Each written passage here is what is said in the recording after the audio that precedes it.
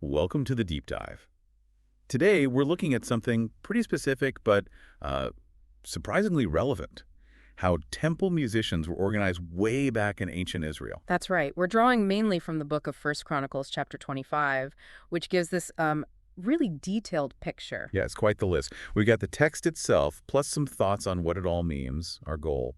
To see what this ancient setup tells us about, well, things like service, creativity, and maybe even how it connects to strengthening your own faith today. Absolutely. And the first thing that jumps out from First Chronicles 25 is how intentional it all was. This wasn't random. Right. It says King David and his captains, they specifically set apart these musicians. Exactly. From particular families, Asaph, Heman, and Jeduthun. These weren't just, guys who were good at music. They were appointed for service. And the service itself. Yeah. It wasn't just playing tunes, was it?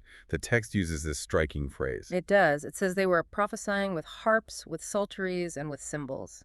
Prophesying with instruments. Mm-hmm. What do we think that actually means in this context? It sounds, well, more than just performance. Definitely more. We usually think of prophecy as spoken words, right? Predictions, divine messages. Yeah. But here, it seems music itself was seen as a way to connect with and express the divine, maybe creating an atmosphere for worship or communicating something spiritual that went beyond words. So, like, the music itself carried the prophetic weight, a spiritual ministry through sound. That's a good way to put it. It really underlines how central music and the arts could be to their spiritual life, not just an add-on, but core. And the organization behind it, wow. It wasn't a small group. No, not at all. The chapter lists the key figures. Asaph's sons, Zachar, Joseph, Nethaniah, Asarela, Jeduthun's Gedaliah, Ziri, Jeshaiah, Hashabiah, Mattithiah. That's 5 there. And then Heman. Heman is remarkable. 14 sons, all listed by name, all part of this musical service under their father's direction. 14. That's a whole orchestra section right there. Yeah. So how did they manage all these people? Well, they had a system. They divided everyone into 24 groups or courses. Like the priests. I remember reading about their divisions. Exactly the same principle. It ensured continuous coverage, rotational service in the temple, different teams taking turns. Pretty sophisticated planning. It really is, almost like a professional roster. Yeah. And how did they decide who did what or when? Was it based on skill or family size? That's another fascinating part. The text says assignments were made by lot, ward against ward, as well the small as the great, the teacher as the scholar. By lot. So chance decided. Or, perhaps more accurately in their view, divine guidance through chance. But the key phrase is small as the great, the teacher as the scholar. Meaning, everyone was treated equally in the assignments. Your group size or maybe your personal reputation didn't matter for getting your turn? It strongly suggests that, yeah, Yeah. a real emphasis on fairness, that every group's contribution was needed and valued. No special treatment based on status. That's quite countercultural, even for today sometimes. It really values the role over the person's perceived importance. It does. And it makes you think about how we value different roles and contributions in our own communities or workplaces. Definitely.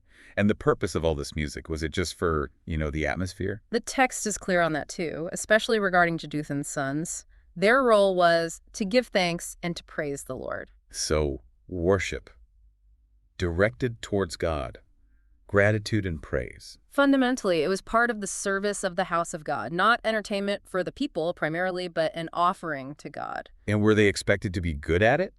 Or was just showing up enough? Oh, skill was definitely valued. It mentions they were instructed in the songs of the Lord and also describes them as cunning. Cunning, like clever. In this context, it means skilled, expert, proficient. They weren't amateurs just banging away. There was training, instruction, and an expectation of excellence. So dedication, practice, honing your craft. Yeah. That was part of the service too. Absolutely. Preparation and skill were important. It wasn't just about heart, but also about offering something of quality. It frames talent differently.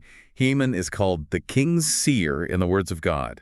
And it even says his large family, those 14 sons, were a gift from God to lift up the horn. Yes, it suggests our abilities, our families, our circumstances. They can be seen as gifts, endowments given for a purpose, specifically here for God's glory. Okay, so stepping back from ancient Israel, how does all this connect to us, to you listening right now? Well, think about your own gifts. Maybe you're musical, maybe you're artistic, maybe you write, maybe you're great at organizing people or solving problems. Right, talents aren't just artistic ones. Exactly. This account suggests that whatever your particular skills or inclinations are, they can be pathways for, well, for service, for connecting with something bigger than yourself, maybe expressing your faith or values. And that idea of fairness, the casting of lots, how might that apply today? It speaks volumes about valuing every single contribution. In any group work, church, community project, recognizing that everyone has something to offer, regardless of their rank or how visible they are, it builds a stronger team, doesn't it? It really does. Makes people feel seen and valued. And the sheer organization of it all, the 24 courses, the instruction. It highlights the power of being intentional, of planning, whether you're trying to achieve a personal goal, run a business, or organize a community event. That kind of thoughtful structure often leads to better, more sustainable results. Excellence often requires planning.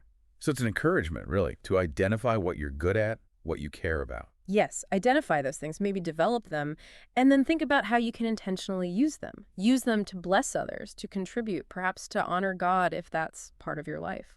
How does understanding this ancient context help strengthen faith today? Well, for one, seeing the value placed on music and organized service back then can deepen our own appreciation for those things in worship or community life now. It's not a modern invention, it has deep roots. It gives it a history, a weight. Exactly. And second, that idea of recognizing your own abilities as gifts, as divine endowments maybe, and then using them purposefully, that can make faith much more active, more engaged. It's not just receiving, it's contributing, offering back. Moving from passive belief to active participation. Precisely. And finally, that principle of fairness, small as the great, it's a powerful model for building more inclusive and unified communities today, where everyone feels their contribution matters. So wrapping this up, what's the main takeaway from this deep dive into First Chronicles 25?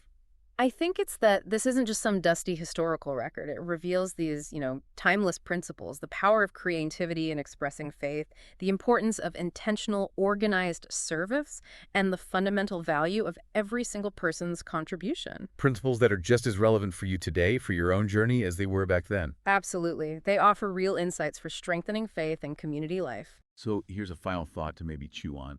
Reflect on the unique talents and abilities you possess. What are they really?